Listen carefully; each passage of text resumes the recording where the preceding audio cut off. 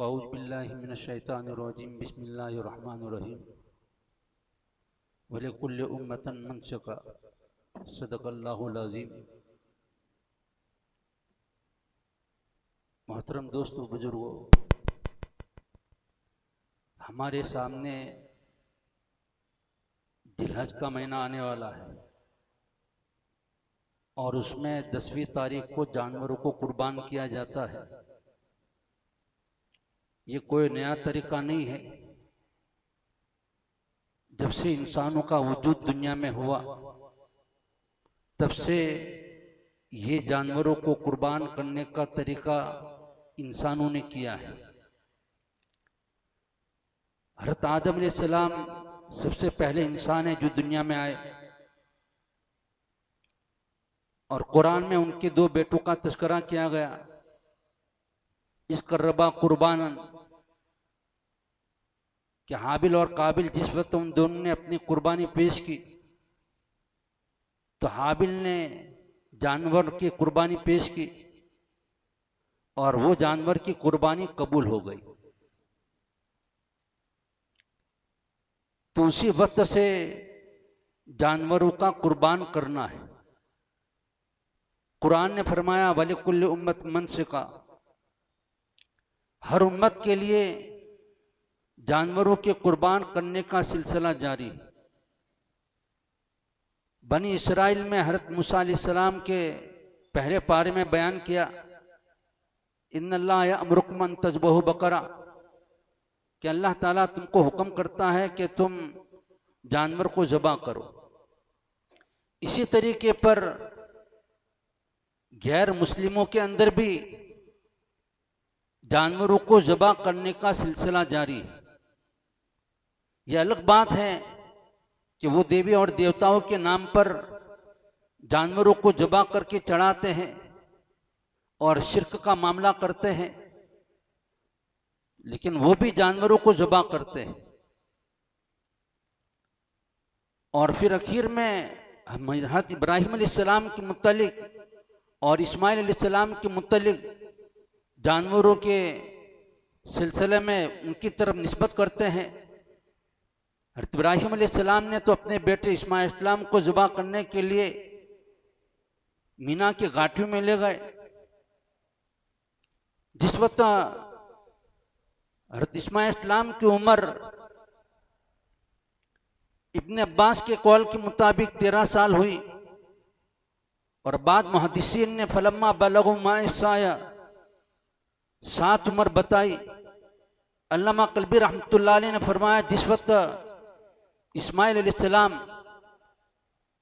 पहाड़ पर चढ़ने के काबिल हो गए और मेहनत और मशक्क़त उठाने के काबिल हो गए तो उस वक्त अल्लाह ताला ने इब्राहीम अलैहिस्सलाम को हुक्म दिया था कि अपने बेटे को ज़बा करें। अल्लाह ताला ने 86 साल की उम्र में इस्माइल अलैहिस्सलाम में पहला बेटा था जो उनको दिया और 12 साल के बाद में कुर्बान करने के सिलसिले में हुक्म आया। और जिस वक्त इब्राहीम अलैहिस्सलाम की उम्र 99 साल की हुई तो उस वक्त उनके दूसरे बेटे इसहाक अलैहिस्सलाम जो हज़रत सारा रज़ियल्लाहु तआला अन्हा से पैदा हुए, तो इस्माइल अलैहिस्सलाम का ज़बा का वाक़या हुआ। उस वक्त वो अकलौते बेटे थे, एक ही बेटे थे, उनके बेटे के अलावा कोई दूसरा बेटा नहीं था। हज़रत इसहाक अलैहिस्सलाम इस्माइल अलैहिस्सलाम से 14 साल छोटे थे, तो उनके पैदा होने से पहले यह वाक़या पेश आया। अल्लामा बगवी ने लिखा है कि इब्राहीम अलैहिस्सलाम अपने बेटे को लेकर के चले और इससे पहले इब्राहीम अलैहिस्सलाम ने ख्वाब देखा। मोहम्मद इब्न इसहाक रहमतुल्लाह अलैह का कहना है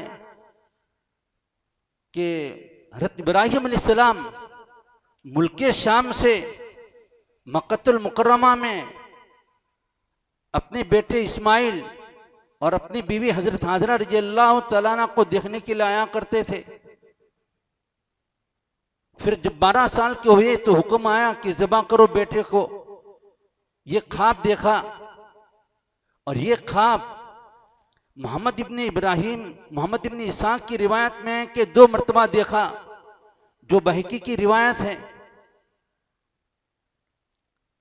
लेकिन अल्लामा मुकातिल रहमतुल्लाह अलैह ने यह फरमाया कि 3 दिन तक ख्वाब देखा कि अपने बेटे को ज़िबा कर रहे हैं।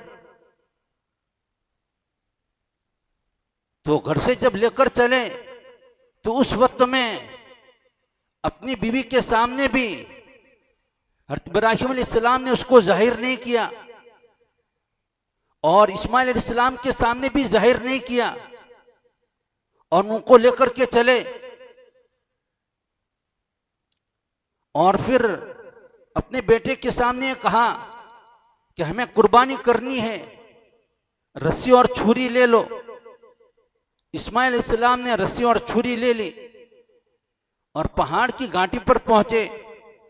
तो उस वक्त में इस्माइल अलैहिस्सलाम ने कहा कि अब्बा जान, कोई जानवर नहीं, किसकी कुर्बानी होगी? तो उस वक्त में इब्राहीम अलैहिस्सलाम ने अपने ख्वाब का तज़किरा किया, जिसको अल्लामा बगवी ने लिखा है कि उस वक्त में इब्राहीम अलैहिस्सलाम ने कहा,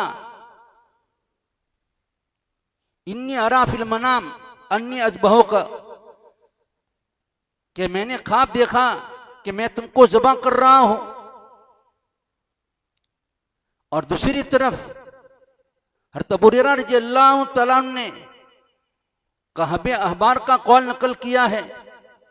इसी तरीके पर मोहम्मद इब्न इसाक ने भी बयान किया है और वो बयान किया है कि जिस वक्त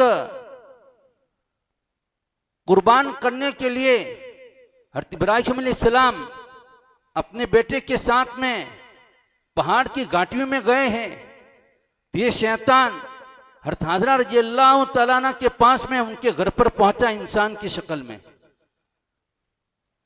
और आकर के कहा कि तुम्हारे खाविन कहाँ गए? हज़रत हाजरा रज़ियल्लाहु तआला अन्हा ने फरमाया, वो तो पहाड़ की घाटी में लकड़ियों को चुनने के लिए गए हैं। तो शैतान ने कहा, वो लकड़ियां चुनने के लिए नहीं गए, बल्कि तुम्हारे बेटे इस्माइल को ज़िबह करने के लिए ले गए हैं।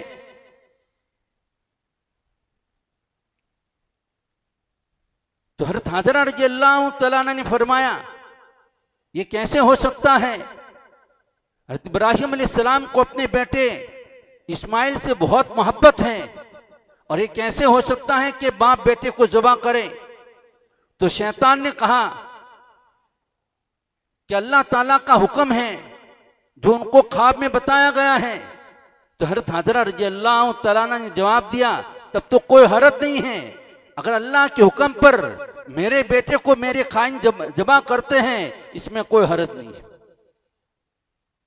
इस्लाम यही सिखाता है कि अल्लाह के हुक्म को सामने रखा जावे और अल्लाह के हुक्म के पूरा करने में जान देने की जरूरत पड़े, जान दे देवे, माल खर्च करने की जरूरत पड़े, माल खर्च करे, अल्लाह के हुक्म को सामने रखे।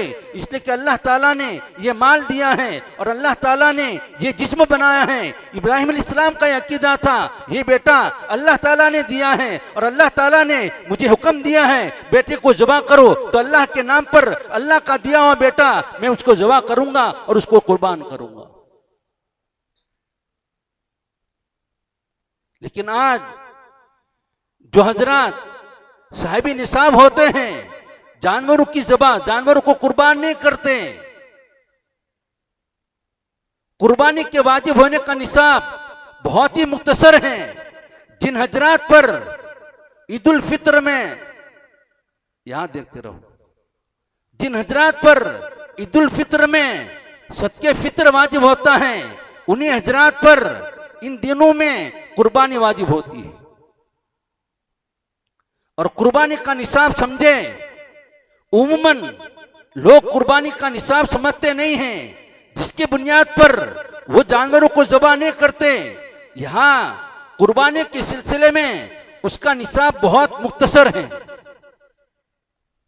और वो निसाबें हैं कि किसी के पास में 612 ग्राम चांदी,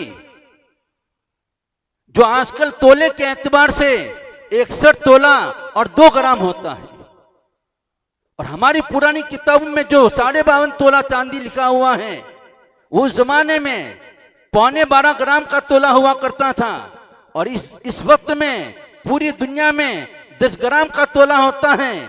तो मौजूदा तोले के एतबार से 61 तोला और 2 ग्राम चांदी किसी के पास में हो, या चांदी की कीमत के बराबर उसके पास में तिजारत का सामान और जरूरत से जायद घर में जो भी सामान है, उन तमाम की कीमत जो है ये 61 तोला और 2 ग्राम चांदी के बराबर पहुंच जाता है, उसमें कुर्बानी वाजिब है।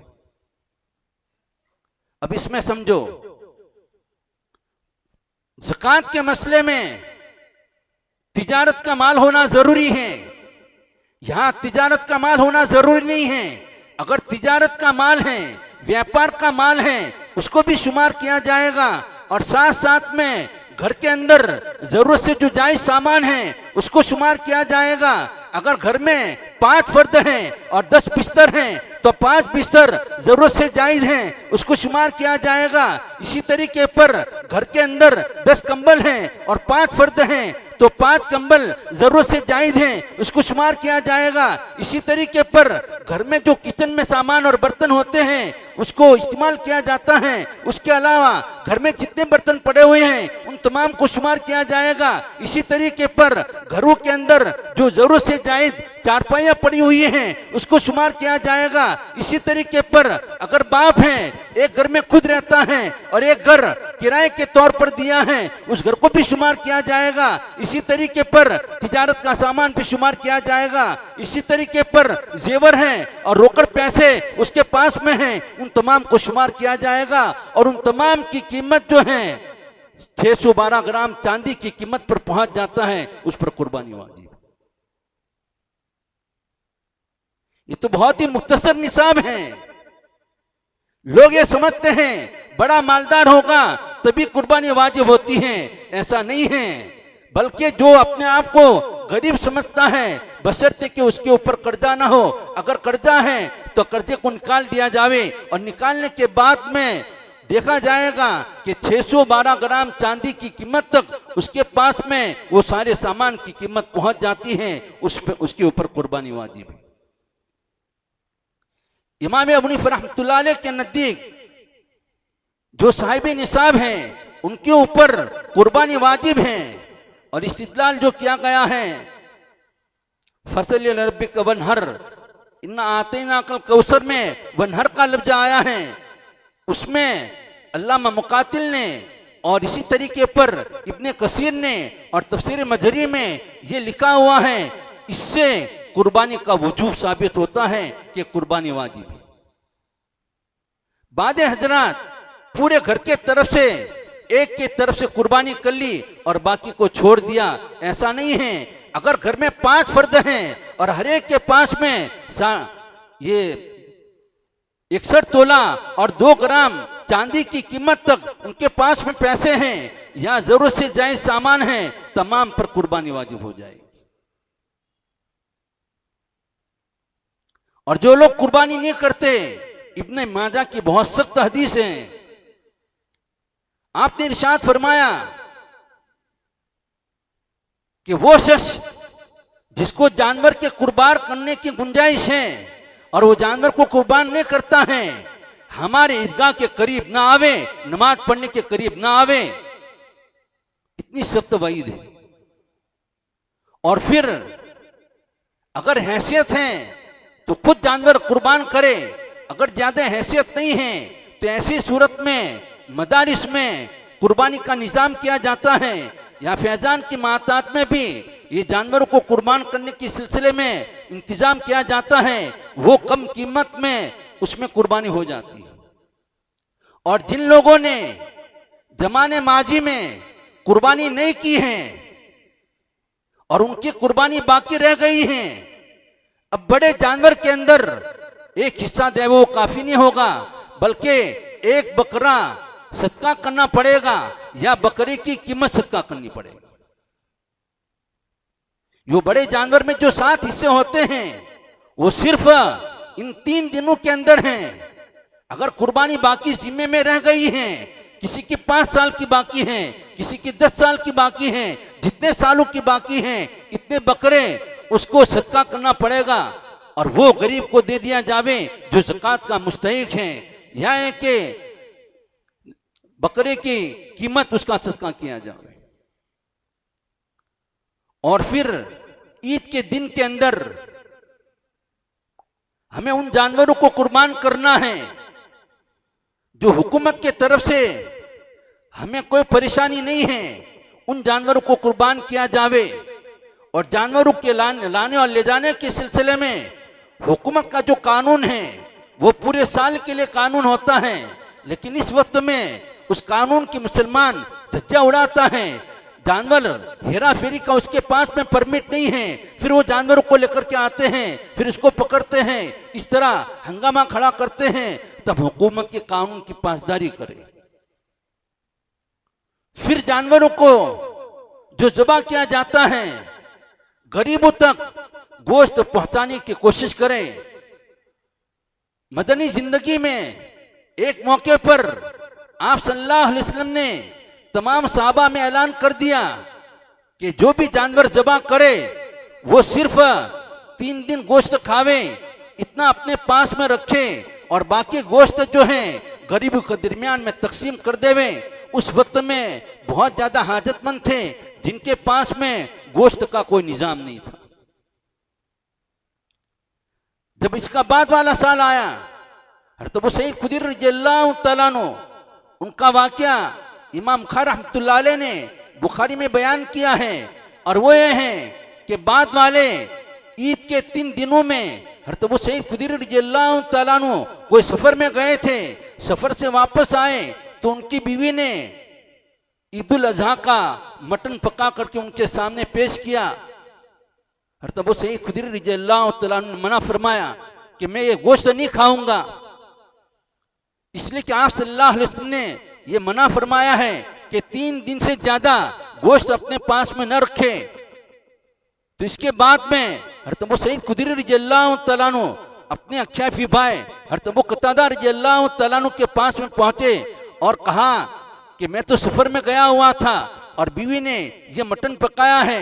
तो हज़रत अबू कतादा रज़ियल्लाहु तआला फरमाया कि आप सल्लल्लाहु अलैहि वसल्लम ने इस साल इजाजत दे दी है कि 3 दिन से ज्यादा गोश्त अपने पास में जमा रख सकते हैं, लेकिन जिन मोहल्लों में ऐसे हालात हैं कि वहां कुछ गरीब हैं उन तक गोश्त नहीं पहुंचता है, ऐसी सूरत में 3 दिन से ज्यादा गोश्त अपने पास में न रखे। अबू उबैदा रहमतुल्लाह अलैह फरमाते हैं कि हज़रत अली रज़ियल्लाहु तआला अन्हु का खिलाफत का जमाना था, हज़रत उस्मान गनी रज़ियल्लाहु तआला अन्हु पर बड़े हालात थे। तो उस वक्त में हज़रत अली रज़ियल्लाहु तआला अन्हु ने वही हदीस जो आप सल्लल्लाहु अलैहि वसल्लम ने अपने जमाने में कही थी कि 3 दिन से ज्यादा मटन अपने पास में न रखे, उन हालात में हज़रत अली ने कहा था कि 3 दिन से ज्यादा मटन अपने पास में न रखे, इस वक्त में उम्मत को ज्यादा जरूरत है उनमें तकसीम किया जाए। तो ज्यादा जहां पर ज्यादा जरूरत होती है उसको तकसीम किया जावे। तो बहरहाल जिन हजरात पर कुर्बानी वाजिब है, अब इसमें मर्द का निसाब अलग होता है, बीवी का निसाब अलग होता है, बालिग बेटू का निसाब अलग होता है। और इसमें मसला ये है कि अगर शौहर अपनी बीवी की तरफ से कुर्बानी करता है तो ऐसी सूरत में बीवी से इजाजत ले लेवे, बगैर इजाजत के अगर वो जानवर ज़बा करेगा वो जानवर सही नहीं होगा।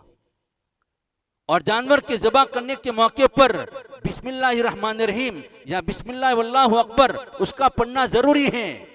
और अगर किसी ने ज़बा के वक्त में बिस्मिल्लाह को नहीं पढ़ा है तो ऐसी सूरत में ये जानवर का कुर्बान करना सही नहीं हुआ, और इसी तरीके पर उसका जो गोश्त है उसका खाना भी हराम है।